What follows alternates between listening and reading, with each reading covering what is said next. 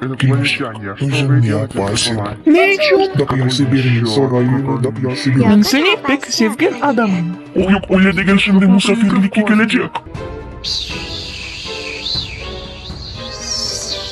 Ama gelmiş. Инопланетяне, ну погоди.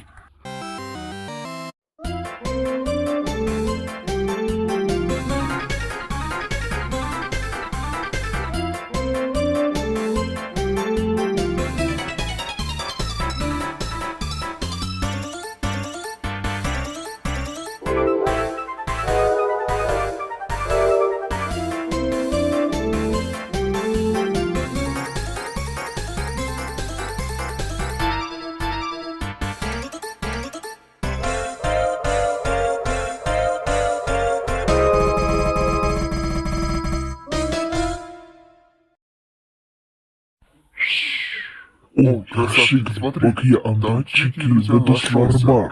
Kimse! Çekip dostlar kırıldılar.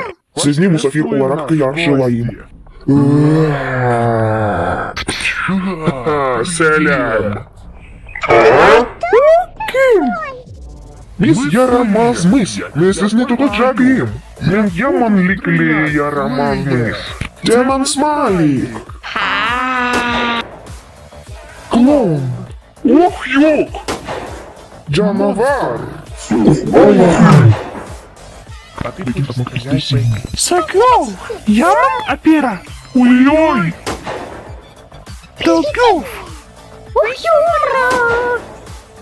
Zaman teleklip eden yaman canavar! Ой-ой. Haha sen bir erkek gidip elimizin. Biz sizin herkesini öldüremeyiz.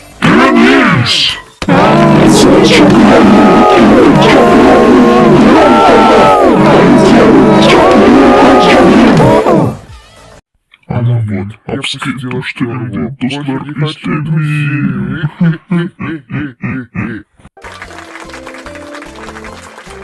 İşte epeysi bitti sonraki epizod idi. Evet öyle idi. Abone olun, gece görüşürüz. Sabıkla.